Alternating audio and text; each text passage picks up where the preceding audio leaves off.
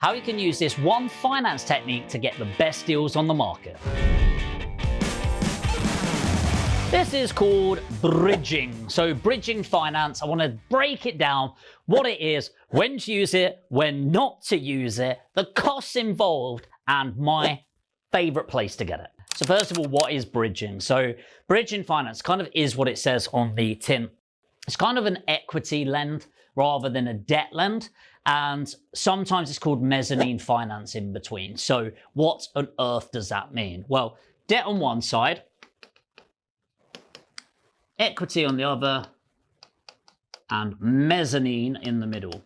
So this is how finance typically works. So debt is your typical mortgage. So they're going to take a slice or a charge over it, very similar to what bridging is. Bridge is more of equity, which costs more, and then mezzanine is for like refurbishments. So both debt and equity can be used for purchases. Mezzanine finance is kind of like arguably the highest risk lend that there is, because they're financing the increase of value. For example, development finance, when you're doing a development, that is a type of mezzanine finance. So bridging finance is what I want to focus on. And bridging is really what it says on the tin. So you've got your entry over here, we'll call this point A, and we've got our exit over here, point B. Now, just to be clear, the exit isn't always selling, although it can be selling. It can also be refinancing onto a mortgage. So you might have heard of buy, refinance, or refurbish, refinance. Well, you should, even though a lot of people do, should absolutely not be buying this property on a mortgage. You either have to purchase in cash, so you're going to purchase in cash or bridging. And then what we do is we're going to enhance the value through a refurbishment. And then we're going to refinance. And refinance or remortgage ends up pulling out some money. So you've increased the value of the property, you get a mortgage on there, and then that mortgage pays off the bridging plus any fees. And if you've got a drink over at the end, happy days. Now, if you have been buying buy, refurbish, refinance, you are committing mortgage fraud. Okay, not the sort of thing you want to fuck around with. You really need lender permission for that, and I can near guarantee you won't.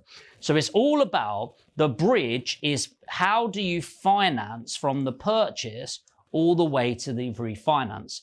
And that is why we call it the bridge. And this bridge is to help bridge the gap. Now, when we've got bridging involved, we then need to understand the complications. So there's three ways of making money, the bridger making money. You've got entry fees, interest as an ongoing, and exit fees. And these can be anything from 2% entry of the loan value, 1% exit, and up to 2% a month. So that can be for like the highest risk. That is typical for high risk lending. Now you might go, oh my God, that's so expensive. 2% entry, 2% a month, 1% exit. Yes, it is expensive, but price is what you pay, value is what you get. Now imagine you've got a £500,000 property and you can get it for 350k, but you need it to complete next week, but you don't have the cash available. Well, if you've got real bridging in place, they will give you the whole 350,000. You're thinking, no way. If I'm buying it at 350, they'll give me a percentage or 75% of that, right? Not the bridger I know. I'm going to tell you about that in just a second.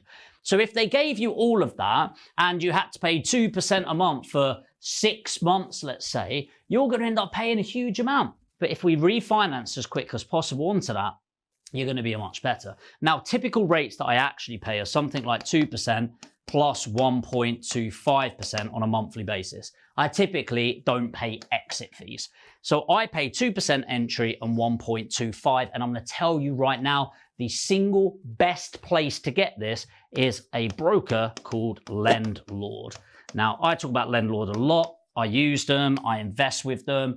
They've loaned me like huge amounts of money to help me build my portfolio. I've put a link below. I don't get anything, by the way. I don't get paid for you registering for this, but it's a free software platform that does so much more than just bridging, but that's how they make their money. So they don't charge you anything to use the platform.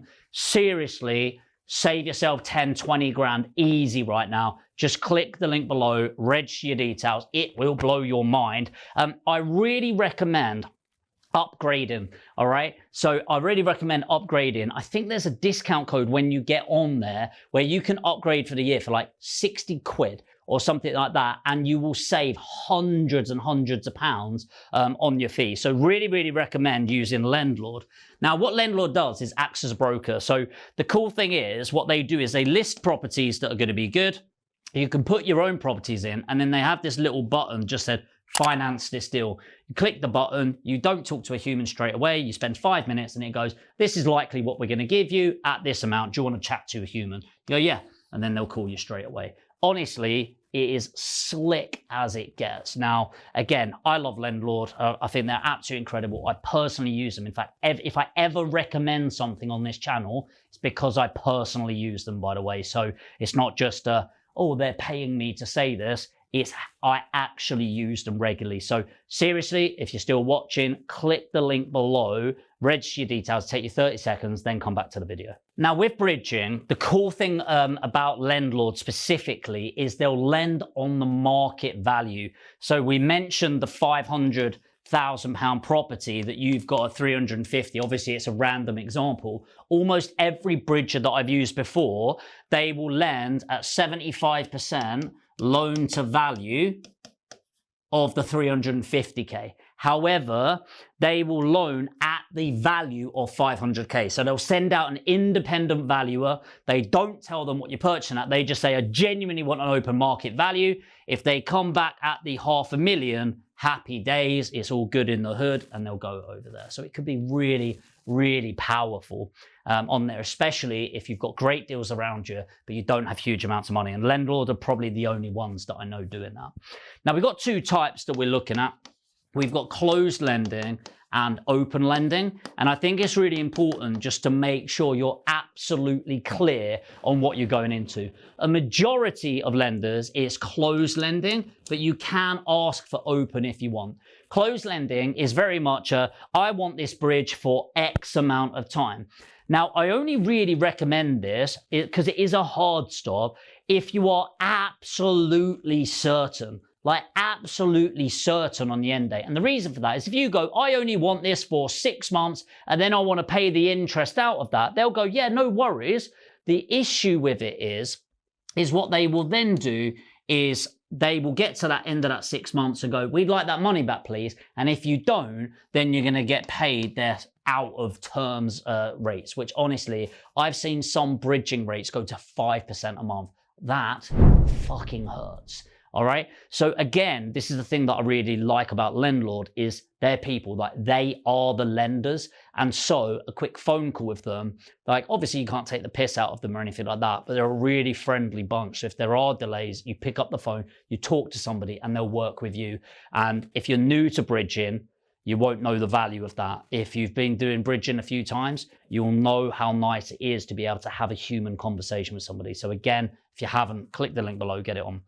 Open's a bit more flexible. It's just like, listen, I want to loan this on an ongoing basis. Again, they really want to know that it's going to be less than or equal to 12 months.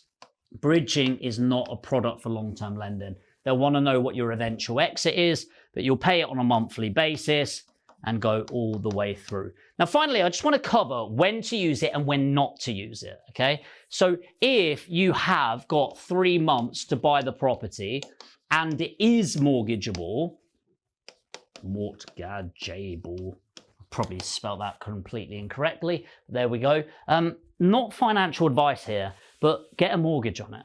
Okay, get a mortgage on it. Likewise, if you have an abundance of cash, say you're buying like 100 grand properties, stuff like that, 150 grand properties, which I do, and you can't mortgage it, then just buy it cash, all right? Now, the only time that I will use bridging instead of cash is if I have an abundance of opportunity. So typically, I keep around 2 million in the account, And this is to be buying properties. Now, I buy 150K properties all in, something like that. Now, if I've got 10 that are going through legals right now, I'm going to be buying 3 to 5 of those with bridging. All right. Now, the only time is, say I've got that 2 million pot and I'm only buying 3 or 4 right now, then there's no point taking on the bridging when the cash is available. Okay. I want to utilize other people's money as much as possible. All right. Utilizing other people's money allows me to build the portfolio more aggressively. Again, none of this is financial advice. You obviously want to talk to somebody qualified. And again, that's why I recommend talking to a broker. If you want to talk to your own, fine. Or genuinely, you can book in just a 15-minute call with Lendlord's broker where they give you all the details that you need. There's no obligation. You don't need, this is the property on lend on. They'll give you some qualified financial advice. So bridging is to be used sparingly at the right time. It is not high risk lending like a lot of people do. It's high cost lending, but it is price versus value. Remember, it is only for the short term, and I want you to have this in your head. Never get stuck on a bridge. And so always have at least 1 or 2 exits in mind. If I'm looking to sell, fine. If I'm looking to refinance, fine. If it refinances 10 grand lower, do I have the cash to replace it? Fine. Okay, much like any lending, think about the risks involved. Make sure you do your due diligence. And if you're ready to go into bridging, or even just have a wicked platform where you can chat to qualified people, which I'm not financially qualified, by the way, to talk in depth about this, which is why I say it's not financial advice. I strongly recommend getting onto Lendlord, upgrade to their premium. I think they have a discount code for like 60 quid a year. It's fucking ridiculous. I keep telling Avi, the owner, he needs to charge more, but so you'll hate me when it does. But genuinely, just register, have a chat with the team. It will blow your mind. I hope this has been valuable. It's maybe not my more typical video. It's a little bit more advanced with this stuff. But if you're interested in property and you're not subscribed yet, make sure to hit subscribe. It's not going to benefit me. I don't get paid by subscribers. It's to help you understand when the next video comes up. So subscribe, notification bell, and it helps me and the team out a lot. It tells the algorithm people should see this video. If you did get value, make sure to hit like or share it with somebody you think will get value. See you in the next video.